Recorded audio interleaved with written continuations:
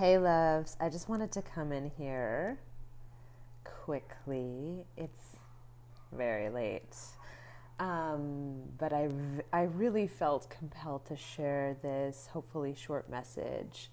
If you didn't see already, a couple days ago now, I did a video, a little heart to heart with you all, um, just talking about awakening to your deepest desires.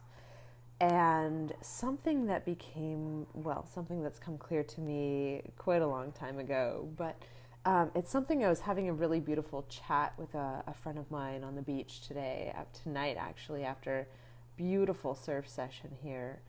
And we're just watching these massive, beautiful waves rolling through and chatting about many, many different things. And a really strong common theme that came up, that was going on in her life, and something that um, I learned in my own healing process, which led me down the rabbit hole to unraveling chronic fatigue and chronic pain and a whole sorts of host of other things, including depression, um, was really in realizing that I actually really needed to, there is an inexplicable link between the things that we don't really want to work on and the things that we deeply desire to call into our lives. And this is the interesting dichotomy, I guess, of Earth School, right? But all of the things that you deeply, deeply want, that which we talked about a few days ago when I was talking about those soul desires, and I was talking about how a couple of the things that we often do are we deny ourselves of those things by convincing ourselves that they either don't exist or that somehow, even if they do exist, that maybe we're not worthy of them or it's not logical. We have so many complex ways. Often it comes down to it doesn't really exist, so I'll just take the next best thing. I will settle. And the example that I was using with her was like, it's kind of like if you have a insane hunger for pizza right now, if I offered you the most delicious sushi, it would not really fulfill your hunger. I mean, it would satiate, it would fill up your stomach, but you would still be hungry. You would still be kind of like looking around at all of those other things, because the thing that you really, really, really, really, really, truly want, if you can't fulfill that, if you can't actually touch that, then you are forever in a state of hunger. And interestingly enough, this state of perpetual hunger that we keep ourselves in is linked to our shadow aspects, because they live in the same place. They're not only friends, but they're family.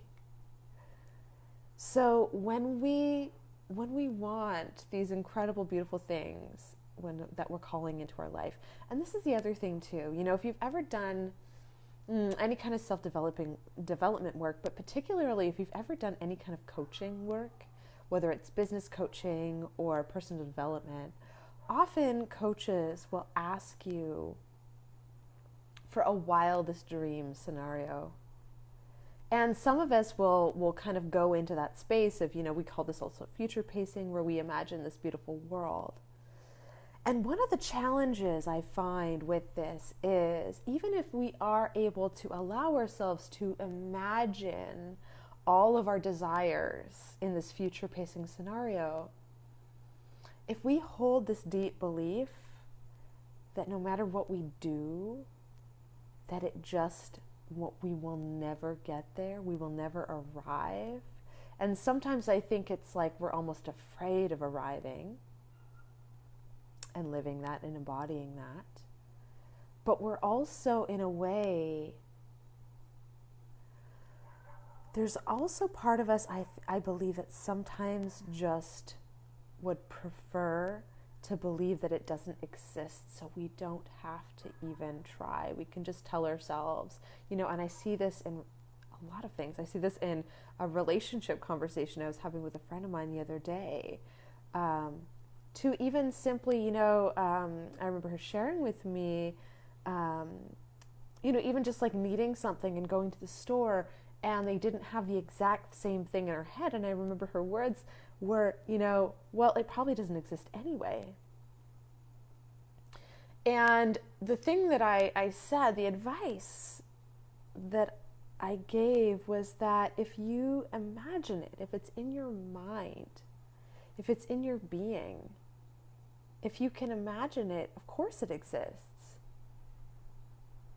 You might not have it in your hands in this moment, but the only way to really truly bridge the manifestation to the manifested is to open yourself up to the possibilities that you will arrive there in some way, shape, or form. You might not know the way, you might not know the path, but most of us stunt ourselves at the very beginning in this belief of that maybe it doesn't exist. Because if it doesn't exist, then we can it's kind of like we can pretend that, whatever food is in the house will do, when it won't. It simply won't. So how do we touch that space? How do we start to touch that space where we allow ourselves to really feel our hunger, to really tune in to what it is we really desire?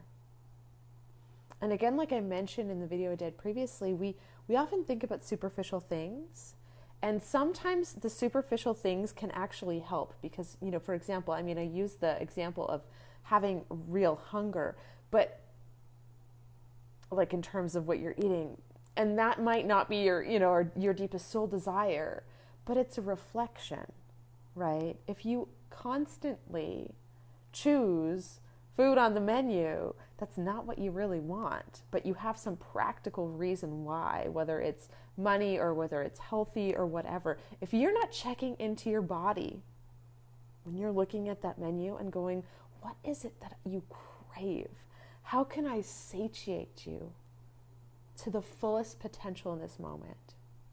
If that's not the question that you're asking in front of the menu, the chances are that's not the question you default to when it comes to the bigger things.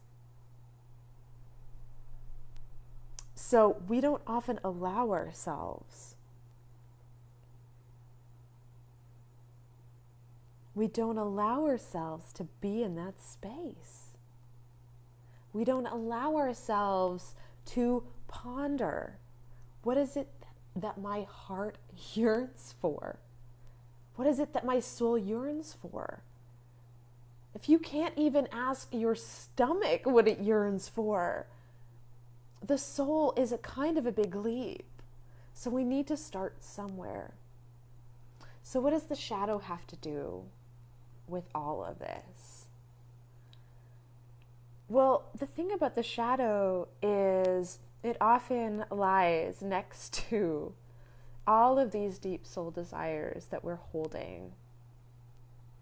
And here's the thing, we hold all of those deep, deep desires are often wrapped up in unresolved emotions, in unresolved patterns, in old beliefs that no longer serve us. And there's a reason why we have them. These beliefs that we have that we're trying to get rid of, these egotistical patterns that we're trying to transmute and transform. It's not by not honoring that they really are truly a part of us. by not honoring the wholeness of who we are, we actually cannot allow ourselves to go into those places, because it's like a circle. If we want to feel deep peace and unimaginable joy on one spectrum, that's one part of the circle. But on the other side is also grief and anger and rage and resentment. And so when we don't have the tools to work with the other side of the circle, we can't have the side that we're yearning for. The circle is a complete and unified form. We need to be able to be whole in the entirety of our being to really connect. Hi, Malia. You're on with me super late. You went live right when the last petal of the rose fell. I was watching Beauty and the Beast. Ooh, how ominous and beautiful. Hi, Alejandra. Hello, hello, beauty. Anyway, I just wanted to come on for a quick little follow-up to a few days ago, the message and transmission. Hello, hello, Mary. The transmission around our deepest yearnings, because the invitation a few days ago that I offered was to actually to start to open up to the possibility that we have these unresolved and deep soul yearnings, and that they're there, and just to actually acknowledge their existence. And today I just wanted to offer the importance of really honoring wholeness, honoring all of the parts of our being, because those parts that are often denied, those parts that we don't feel comfortable with, they often are connected to our desires, our deep soul desires. But not only are they connected to, they are also often the path to.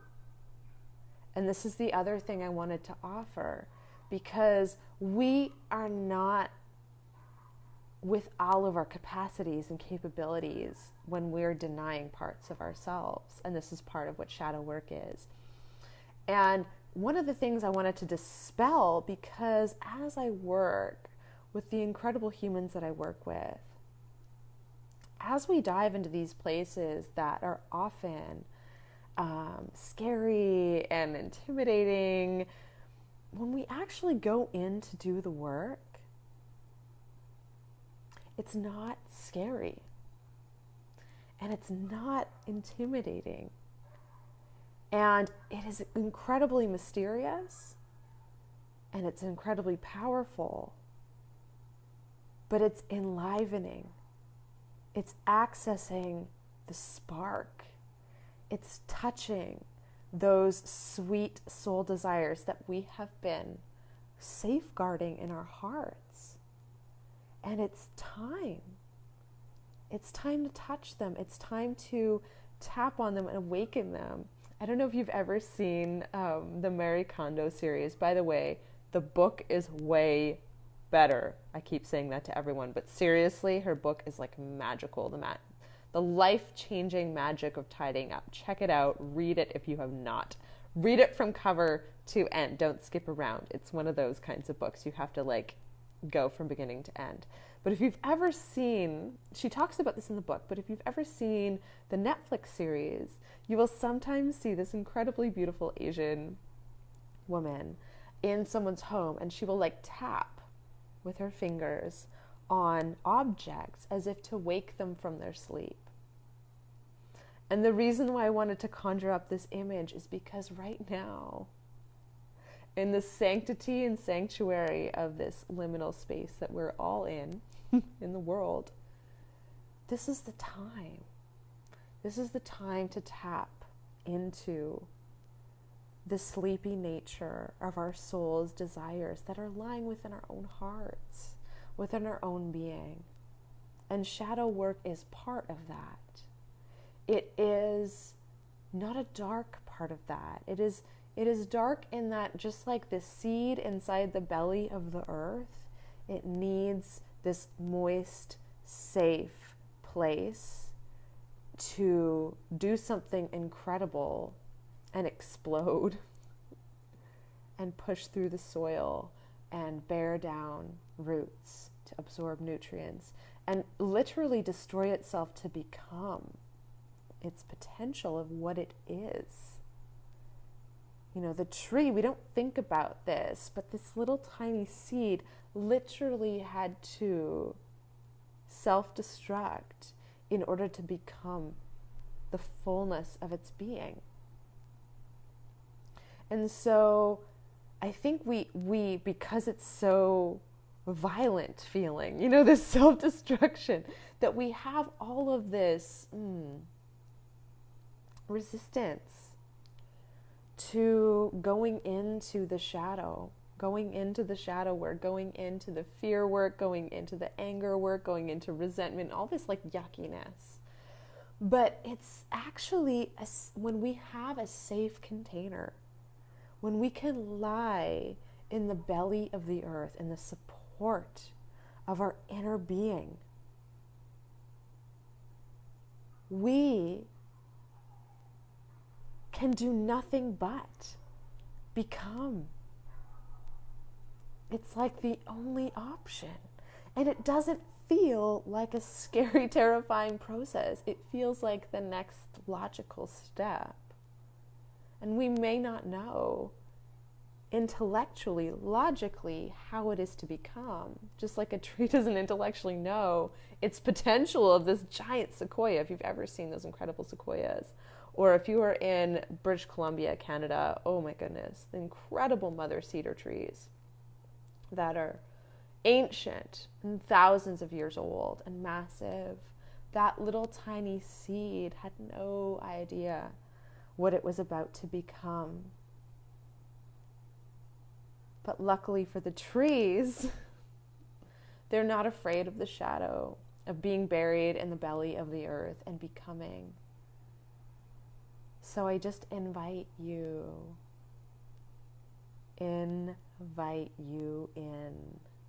into your inner being, into touch and feel and tap into and awaken your desires.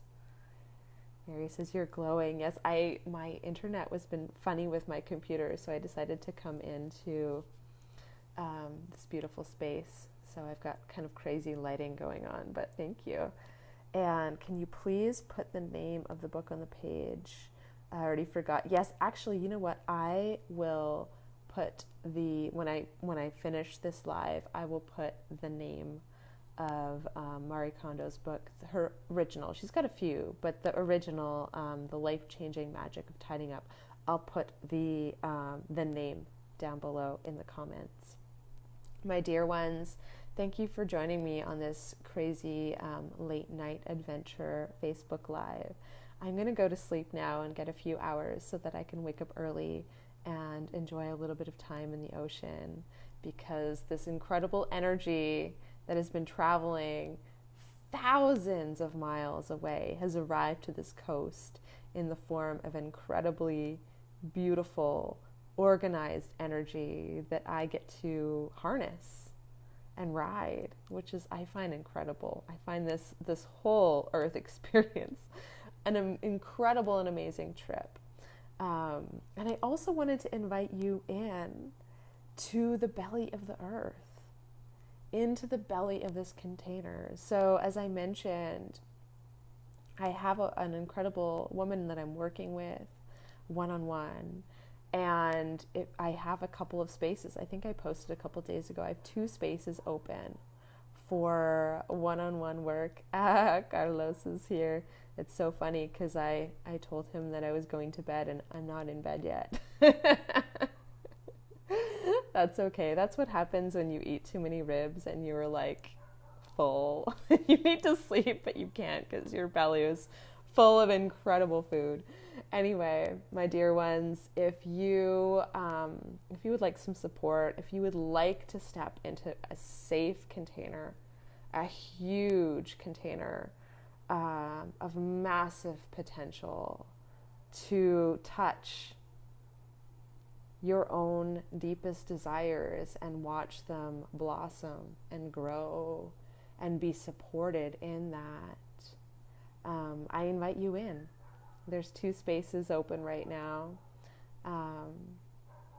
and they are yours if you're called. Mary says, is it Atlantic or Pacific? I'm on the Pacific coast. Yeah, I tried the Caribbean, and it's not for me. It has its own energy, lack of surf. But no, there's something about being on the Ring of Fire. There's something about having the volcanoes, having the mountains, and then having this the Pacific Ocean energy is just such an incredible being. So I am blessed to live here. And I am going to go to bed now, for real, so that I can wake up early and go play before working. I love you all. If you would like to step into that one-on-one container, as I mentioned, I have 2 spaces available. Just send me a message. I will also put a link to, if you want to chat about, obviously, you can either send me a message and we'll set up a time to chat.